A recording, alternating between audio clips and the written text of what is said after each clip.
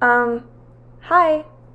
Alright, hello guys, welcome back to my channel. If you're brand new here, my name is Nikki and this is my book nook.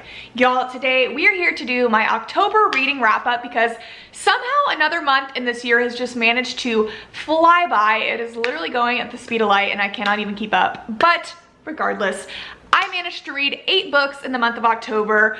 Lots of different genres, lots of different vibes, lots of different feelings associated with the books that I read. So we've got a lot to talk about. Let's just get into it. So the first book that I read in the month of October was Today, Tonight, Tomorrow by Rachel Lynn Solomon. And I just have to say, I have been so excited to read another book by Rachel Lynn Solomon because she is actually the author of The X Talk, which is a book that I read last year and absolutely loved, and I just feel like does not get enough hype. If you're into an enemies to lovers workplace romance kind of moment, this is for you. That aside, I love that book, but I am so happy to report that I also love this book equally as much. Like it was so good. But basically this story follows this girl named Rowan and this guy named Neil.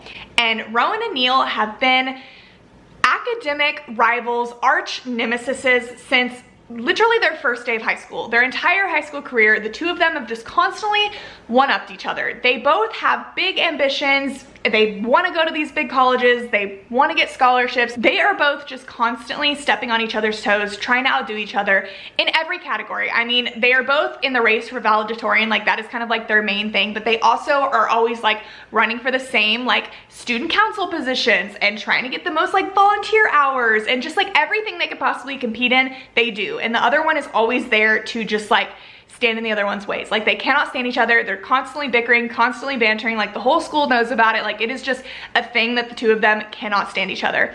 And so that literally follows them all the way until their final day of their senior year of high school, which is when this book takes place. This book actually takes place over the course of one singular day, 24 hours, hence the today, tonight, tomorrow. But it is their final day of school, and again, they have been competing for valedictorian their entire high school career. Literally, it is gonna come down to the final like 0.0001 points. So she wakes up this morning, this entire book is from Rowan's point of view, and right off the bat, she has Neil already texting her, like already just like testing her nerves, like ready to just start the fight straight out of the gate this morning. And they are going to find out today which one of them did in fact get valedictorian. And then on top of that, their school has this tradition where the seniors on their final day of school play this game that is kind of like a mixture of a scavenger hunt and capture the flag and assassin a little bit. It's totally like a weird quirky game, but it basically, like the school is in Seattle, so the game takes them all over Seattle. They have to find all these things. There's all these things they have to like check off this list. And then a part of the game too is that you have to like, people are wearing armbands and you have to like rip off the armband and like essentially like kill people, eliminate them from the game. It's a very like crazy game, but it's a big tradition and the person that wins ends up getting a lot of money. And so of course, just like they compete in everything else in life, Rowan and Neil are going to compete against each other in this game. But some things don't quite go the way they plan. Both of them are in sort of the wrong place at the wrong time. They, you know, figure out that some people are conspiring against them, blah, blah, blah, whatever. The point is they realize that the best possible situation here is for them to team up with each other, and that's what they have to do to succeed in this game. So this really forces them into a lot of forced proximity over the course of this day, even though, you know, they've constantly spent time around each other, but they've never really gotten to know each other because they've been so focused on like taking the other person down. They've never just like taken the time to actually speak to one another. So Rowan is obviously spending time with this boy that she has hated her entire high school career and that she's always competed against. And now that they are forced to actually work together for the first time rather than against each other, they kind of are realizing that they have a lot more in common than they think. And just over the course of this day, literally from morning all the way into night, a lot happens. Like there is a lot to this story. There's a lot going on in Rowan's life, a lot going on in Neil's life and his past. And all of that sort of comes out, but they find themselves getting a little close and feeling a little weird and like, you know, I hated you this morning and then suddenly I can somewhat tolerate you and now maybe I'm feeling other things. And it's just so cute. I mean, this is totally a YA story. It takes place in high school, but I genuinely loved it. I thought it was so cute. I thought it was so fun. I love that the entire thing happened in one day. Like there was just so many things that I loved about it, and it was just really refreshing. It was really different from a lot of things that I typically read, and sometimes it's nice to just go back to those like comfy YA high school reads, and if you're looking for that, I totally recommend this. All right, so next I read Then She Was Gone by Lisa Jewell. I've really been trying to get more into thrillers recently. I've read a few that I've really liked, and I'm trying to read some more, and I knew that I wanted to read this book because I've just seen it everywhere. Like, it's always on the shelves, always front and center in Barnes & Noble. I always see people posting about it, so I knew I had to try it out once I got on my little thriller kick, and it was quite the interesting experience, I must say. Basically, this story follows this woman named Laurel, and Laurel has lived a pretty normal life. I mean, she has a normal family, she's married, she had a couple of kids, and everything was just kind of very basic in their life until one day her teenage daughter Ellie up and vanished. She said she was gonna be going to the library, she left the house, and she just never came home again, and nobody has ever been able to figure out what happened to Ellie. There is no leads whatsoever. It's been speculated over the years that maybe she just ran away from home, but that really didn't make sense because Ellie was super good in school. She had a good friend group. She was fairly popular. She had plans of going off to university. Like, she had all these things going for her, so it really didn't make sense that she would run away, but nobody really knows an alternative because there's also no evidence that there was foul play. So Laurel has really just had to like accept over the years that her daughter, you know, disappeared and she doesn't know what happened to her, which is obviously a horrible thing and not something that is easily done. But yeah, I mean, obviously it's affected her life a lot. It's been really hard for Laurel. Her and her husband have actually split up at this point, and many years have gone by, and she's kind of finally gotten to a place where she's like, okay, I don't think I'm ever gonna be happy again, but I may be content. I'm comfortable. I've just, you know, somewhat accepted that I don't know what happened to Ellie. And that is the case until she meets this man named Floyd. And Floyd really just like sweeps her off her feet. And for the first time in a long time, she thinks that she can maybe be happy again. And that is until she meets Floyd's daughter named Poppy. And she looks so much like Ellie. Like, there's such a striking resemblance, and as much as she's trying to fight against it, Laurel can't help but reopen all of those old wounds about Ellie and think about it some more and start to try to figure out what happened to her once again. And that is pretty much the premise of the story. There is a lot to it. This book is honestly very weird. I made a whole video talking about it in depthly, my thoughts. There's lots of like points of view to this, time jumps back and forth. The resolution, like once you figure out what happened, it's really quite bonkers, but the story is just told in a very like interesting way. Like, for being a mystery, for being a thriller, you kind of like learn a lot of stuff very early, and a lot of it is just kind of like told to you rather than letting you figure it out. It was just very different from what I expected and very different from other things like this that I've read. I know it's super popular, but for me, I just like didn't love it in the end. I mean, like, once you figure out what happened, it's just very sad and depressing, and not in like a scandalous, like crazy way. Like, I figured it was gonna be crazy. I figured it was gonna be dark, but it's just weird. And I don't know, I didn't love it. Wasn't my favorite thing. I'm not like overly recommending it to anybody, just personally. But yeah, if you wanna know more on my thoughts in depth, or if you've already read this and you wanna hear like my thoughts with spoilers, I made a whole video about that, so you can go and watch it. Okay, next, because I was trying to feel all of the Halloween vibes, I decided to pick up The Wicked Deep by Shay Earnshaw. And I just wanna say right off the bat, I do not understand how this book is not more talked about, especially during Halloween. I cannot believe this book was not all over my Instagram feed. It is so good. I literally sat on this couch and I read it cover to cover. It is so like spooky and cozy and magical and just like everything you could want in a Halloween book. It made my jaw hit the floor at one point. Like, just so good. So many twists and turns. I absolutely loved it. It just gave me like Halloween Disney movie circa like 2007 vibes so intensely. So freaking good. But basically, this story takes place in this small seaside town in Oregon called Sparrow. And this town has quite the history, quite the legend behind it. Basically, about 200 years ago, there were these sisters that lived in this town called the Swan Sisters, and they were very beautiful, very whimsical, very charismatic. They got the attention of a lot of men, which obviously meant they had to be witches, right? Because that is the only possible conclusion. And so the entire town sent these sisters to their death. They basically tied up their feet and drowned them in the ocean. And so because of that, every year now it is said that the Swan sisters return to seek their revenge. And nobody can quite prove that that's what's going on, but essentially every year people hear this singing coming from the ocean during June. It always happens around the same time, and they hear singing, and it is said that the Swan sisters each basically possess the body of a girl in town, and they then lure men to their deaths in the water. Like, they lure them into the ocean and they drown them. And again, you cannot see the sisters. Nobody can technically prove this, but all they know is that every year young men wind up drowned in the ocean. Every single year, without fail.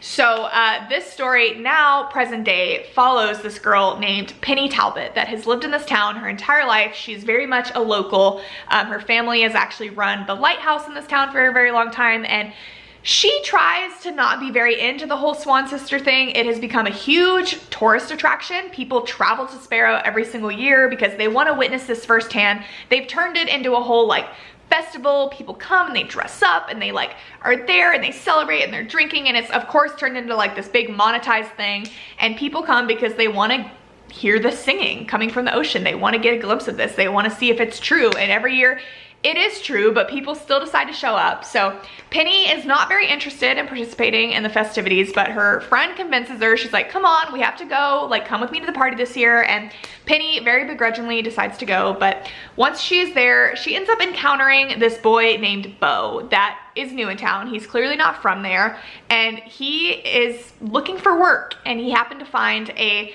help wanted sign for the lighthouse that Penny's family owns. And even though she doesn't really know much about Bo, he's very much a mystery. He's not letting on very much to why he is here, what has brought him to this town. She basically agrees to let him work in the lighthouse. And Bo, by the way, is not at all aware of the legend that surrounds this town. He is completely unaware, and Penny is like, how do you not know about this? And he is here on the evening of the Swan sisters' return. Like, it's all a little too crazy and a little too perfect, and she's like, oh my God, we need to get you out of here, essentially. Of course, the singing starts, and of course, men wind up dead. Once again, the first body appears, and the town is now in for a month of shenanigans once again, and Bo is baffled by this. Of course, Penny has always been baffled by this, and they basically are like gonna work together, and they want to find out, like, is this really true? How do we stop it? Like, who are the Swan sisters possessing? Like, it's kind of like a whole mystery in that aspect. It's a little bit of a, not a thriller like a traditional thriller, but I mean, people are dying. Like, there's just a lot to it. It reminded me a lot of Hocus Pocus, and it might sound like that to you, but I promise you the stories are not that similar. But if you like the vibes of Hocus Pocus, I promise you will love this book. Okay, so next I read, along with quite literally the rest of the book community and the world, It Starts With Us by Colleen Hoover. This is the follow-up of It Ends With Us, and I am literally not going to talk about this here because I made a 30+ minute video giving every single thought in my head about this book, about It Ends With Us, about the creation of this book and the continuation of this series, what it meant to me, my thoughts after reading it, before reading it, everything in between. I talked all about it, so I will not ramble on about it here. I will just say I personally did not feel that this book needed to exist, and then you know, once I read it, I ended with the same conclusion. It's not for me. I'm over it. It Ends With Us broke my heart, and this just stressed me out even more. Sure, it was maybe for a happy ending in the end, but I just didn't feel it was worth the emotional turmoil to get there. And I would have been perfectly fine with ending It Ends With Us, so where it ended, and that is my piece, and that is what I'll say. Yeah. Okay, next I read my favorite book of this entire year, and what is going to be, I know, the start to one of my favorite series of all time. Like, I have not stopped thinking about it since I put it down. It is incredible. Magnolia Parks by Jessa Hastings. This story follows this girl named Magnolia Parks, believe it or not, and this boy named BJ Ballantyne. And Magnolia and BJ have lived very different lives to the average people. They are actually a part of the socialite community in London. Magnolia's father is a really famous music producer, and BJ just comes from a lot of wealth. He is a model and influencer, and everybody knows who they are in this story. It is very much like Gossip Girl, like they're in like the high society of this town. They go to all these events. They grew up going to boarding school together with this whole friend group, and now they are adults and they are still just like very much in the spotlight, hanging out with these same very rich, very kind of shallow people. And BJ and Magnolia have had this just like soulmate connection for the longest time. Magnolia was actually best friends with BJ's younger brother, and she was very enamored with BJ very early on, as well as he was with her. And they actually ended up dating for several years while they were kids, while they were teenagers in high school. And you know, they had a great time, but ultimately they both had their faults, but BJ was the one to put the nail in the coffin to very much mess up and ruin their relationship and break Magnolia's heart. And they have been apart ever since, but also very much together because they physically cannot separate from one another. Even though they're not in a relationship anymore, they spend basically every single day together, and most of the time they end up in each other's beds at the end of the night. There's been nothing physical between them in 3 years, like nothing like that, but just like emotionally they cannot let each other go, and it's a very toxic, not good situation. And what just makes it even worse is that Magnolia, to get her mind off of BJ, dates other guys, but she never sleeps with them, she never does anything with them. And BJ, because he's so distraught by Magnolia dating other people, sleeps with a different girl like every single night, but he never dates them, because that is the difference in them. It's like, for Magnolia, yes, she loves BJ, but it's like she's only ever given him her body. Like that to her is very like sacred, where BJ, it's like the body means nothing, but it's like the emotions and the physical or the mental connection, emotional connection is only for Magnolia. And it's just like not a good situation. They just like hurt each other over and over, but they love each other so deeply. This story is from both of their points of views. Like you see both perspectives, and it is toxic, it is crazy. The whole thing is so dramatic. So much happens in this book. There's so much back and forth. Like it made me laugh. It made me nearly cry. It freaking ripped my heart out of my chest, put it back in, ripped it out again, tore it in half.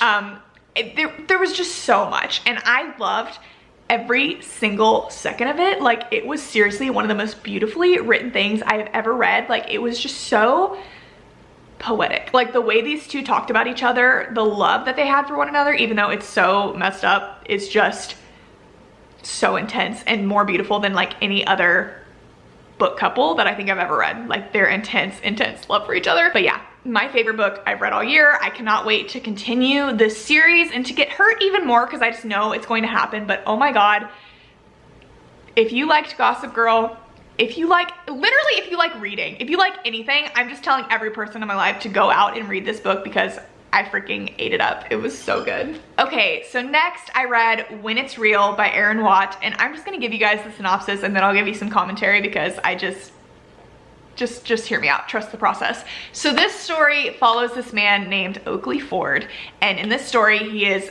a 19-year-old super famous pop star, and he is really down in the dumps recently because he of course is super famous and everybody loves him, but it's been about 2 years since his last album came out and he just can't write music. Something is wrong. He wants to switch up his sound. Like he's not in it. He's not in it like he used to be, and he really wants to work with this specific music producer named Dominic King. Like he just knows, if I can work with King, that will get my career going again. It'll get me to love music again.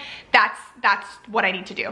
And so Dominic King is not willing to work with him because Oakley very much has a reputation. Like he is a party boy, nobody takes him seriously, and King, you know, works with the best of the best, and he's not gonna waste his time on someone like Oakley Ford. So Oakley's manager has the genius idea that to make him look better, he should be in a fake relationship where he is with a very like hometown down-to-earth, humble girl next door, and that they should be in a committed relationship so that it shows to the media, shows to the public, and shows to Dominic King that he is not a party boy and that he has gotten his life together and he's a serious musician. So Oakley's manager is on the hunt for a girl to fake date Oakley, and he is walking through the office of their record label, and he walks past this girl's desk named Paisley, and she happens to have a photo in her cubicle of her little sister named Vaughn. And that is the girl. That is the girl that Oakley has to have. Upon first glance, his manager is like, that's our girl. So now we meet Vaughn Bennett. She is your typical 17-year-old girl next door that doesn't care about Oakley Ford. Like, she liked him back in the day, but now he's overrated and his music is just meh, like he's a party boy. I have no interest. And basically Vaughn and Paisley have been through a lot. Their parents actually passed away in an accident recently, of course, and they have these younger twin brothers that they have been forced to take care of now. Vaughn and Paisley very much have had to put their future on hold. Like, Vaughn has, you know, decided not to go to college right away so that she can work, and they're very much like struggling. And Vaughn is not at all interested in this prospect of dating Oakley Ford because she currently has a boyfriend named W that she is so in love with. But Oakley is offering her a whole lot of money, or Oakley's manager is offering her a whole lot of money to take this deal. So they need it so that they can raise their little brothers, and she simply cannot refuse. So of course, her and Oakley start fake dating. They do not like each other. It's very like butting heads because she's not like most girls and she doesn't care to put up with him, and she's not gonna throw herself at him like everyone else, and that makes Oakley feel a little bit weird. And then Vaughn doesn't like him because he's a jerk. And then of course lots of things happen and Oakley turns into less of a jerk, and Vaughn might realize that maybe she doesn't hate him. Like, is this fake? Is it real? Are we just touching each other so that the paparazzi can get a picture? Or do you actually want to touch me? Are we having this conversation because we're forced to spend time together or because you actually want to? It's your very typical like fake dating Wattpad story circa 2010. And I'm gonna be honest, like it was so cheesy and at times like kind of awful, but I simply couldn't stop reading it. Like, I don't know what it was. So many times I'm like, you just need to deduct this. Like, this is just like not it. But I don't know what happened in the last quarter of this book. I was like, oh my God. Oh my God. Like, I couldn't stop reading it. I was like suddenly very much invested and I had to finish it. And of course, like everything that I figured was going to happen happened. And yeah, I'm like not gonna say that this is some like fantastic work of literature. I'm not like recommending this to everybody, but I will say if you're just like looking to fill the void of your like nostalgic Wattpad Harry Styles fanfic reading heart, like this will do that in a pinch, honestly. And it's on Kindle Unlimited. It was fine. It was cheesy. It was not anything great. I love a fake dating story, and I mean this got you. It checked all the boxes. It was all the things. It was fun. Nothing amazing, but it was fun. Okay, so next I read Thank You for Listening by Julia Whalen, and this story follows this girl named Swanee. And Swanee used to be an actress. She was honestly a decently famous actress, like climbing that Hollywood ladder. She was really on top of the world, and then she got into an accident that disfigured her face in a way that made her basically not fit for TV anymore, not fit for film anymore, and it really obviously turned her life upside down. I mean, she went to Juilliard. This has been her dream her entire life, and now it's just been ripped out from under her in a matter of seconds because of her freak accident that she was in. And now she's sort of had to adapt and figure out other routes and other things to do. So she's found herself becoming a audiobook narrator, and she just got into it because it was, you know, a pretty like obvious avenue from acting, but it turns out that she's pretty freaking good at it. And once she starts it, she mostly read romance in the beginning, but after, you know, gaining some success, she has sworn off romance. She doesn't read romance novels anymore. She doesn't like them. She doesn't believe in them. She's had a rough life, and she doesn't love the whole like sappy happily ever after. She just doesn't really believe in that type of love, and because she now has the, you know, freedom to read the books she wants to read, she doesn't read romance. And she hasn't for a very long time, but recently this super prolific romance author that is like known to everybody in this world has passed away. And it turns out that like basically her dying wish that she left behind in a letter was that she wrote this final story and she wants desperately for it to be read by Swanee and this super famous romance audiobook narrator named Brock McKnight. Like he is like the audiobook narrator, like everybody's obsessed with him. And a big thing in this story and in this like sort of world, which I assume is pretty accurate to real life, is that a lot of audiobook narrators go by pseudonyms. A lot of people don't know who they are. You're very much like recording in a private setting, and people that are really into audiobooks, you know, fantasize and get really attached to these specific audiobook narrators, and Brock McKnight is like the guy. Like all the women are obsessed with him, like want to know who he is, like think he has the greatest voice. And so this author was like, I want this book to be read, and I want it to be read by Swanee and Brock McKnight, and if they don't do it, I don't want it to be done. Like, please, it is my dying wish, whatever. And Swanee obviously does not want to do it because she does not read romance anymore, but she has a lot of respect for this author, and on top of that, this is a huge opportunity that will give her a whole lot of money. And Swanee actually has a grandmother that is very sick, that is going through dementia and has to be taken care of in this facility, and it costs a whole lot of money for the care that she needs, so it's really hard for her to turn down this money. So she agrees to do it, and even though she doesn't believe in romance, doesn't believe in love, she's going to record this romance novel with this man, Brock McKnight, but they are not together while they're recording it. They are sending correspondence back and forth, and they're recording separately, but it's like it's getting meshed together. She's hearing the audio, and then she's hearing him talk, and they're messaging, but she's never actually interacting with him. But through this whole process of reading this very spicy, intense romance novel and getting to know Brock a little bit more, she starts to feel some type of way. And there's a lot to this story, and I really can't say anything more without spoiling things, but it was pretty good. Like I will say the first half was kind of slow for me, and there were bits throughout where I felt it dragged a little bit, but once I got to halfway through, I was like so gripped by this story. It had a lot of really great life lessons. Like I'm a big life lesson bitch. I love like life lessons and thinking moments and just like books that, you know, tell you what life is all about and what's really your purpose and how you should live it and how things don't always go the way that you think they're going to go, and you have to just figure it out. And you know, it had love in it. It had all sorts of things that I really liked. But yeah, I mean, one thing that I love in books is when they are about books and they're kind of like self-aware. I mean, there's a lot of tropes within Swanee's life and within her story, and she's obviously very aware of them because she is someone that reads books for a living. So it's kind of like brought up ironically, and it's like it's aware of that. So I always love to see that sort of dynamic in books. And another thing that I absolutely love is when authors write characters that have careers or professions that they have been in. And that is very much the case with this story, because if you don't know, Julia Whelan is a super popular audiobook narrator. She is actually my favorite audiobook narrator. She has narrated every single Taylor Jenkins Reid book, I think every Emily Henry book, and so many others that you've heard of. Like, she has done so much, and she's just like the greatest. Like, literally, I'm at a point now where my Audible account, I just like search by narrator Julia Whelan, and I'm just going through every single book that she has narrated, because that is how incredible she makes the experience, and that's how much like I adore her. So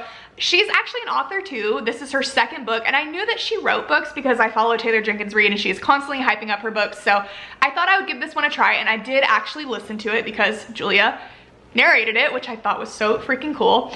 And yeah, I have to say I am super freaking impressed for being a person that went from being an actor to an audiobook narrator to now she is writing books herself. I mean, I was super impressed that she wrote this book. It reminded me a lot of a Taylor Jenkins Reid story. It wasn't the greatest thing I've ever read. Like I said, it did have some lags and some like slower parts to it, but if you have an Audible credit and you're looking for something new to read, I totally recommend checking this out. Okay, and then lastly, I'm in the process of rereading the Devil's Night series. So I reread Hideaway, which is the second book in the series. I have an entire reading vlog that I'm doing where I'm rereading all of these books, so don't worry if you're interested in that. It will be coming out. I'm not going to talk about what this series is about because at this point I pretty much talk about it in like every other video on my channel, so literally just watch any other one. But companion novel series. I mean, every trope under the sun, very spicy, fantastic men. Each book focuses on a different boy in this friend group and a different girl, and there's past to present jumps, dual point of view, literally like all the things. It's my favorite series, and I'm so happy to be rereading it during this time of year that it's set around. And yeah, I'm having a great time doing it. That reading vlog, when it eventually comes out, is going to be so long because we just know I love to ramble. I talk so much, and I'm just talking so much about this series because rereading it, it's so fun. Knowing what I know now, like going back and reading it and catching all the things that I missed the first time around. And this book especially has a very much like OMG, like aha plot twist to it that I was so unaware of the first time I read it. And now that I know it, I'm getting to reread it, or I got to reread it, I'm like, oh my God, it was so cool to see it from that perspective. But yeah, guys, those are all of the books that I read in October. If you've read any of these books, I would love to hear all your thoughts down below. If you read something else in October that you absolutely loved, let me know. I'll add it to my list. But yeah, guys, that is it for me today. Thank you so much for watching, and I will talk to you very soon. Bye.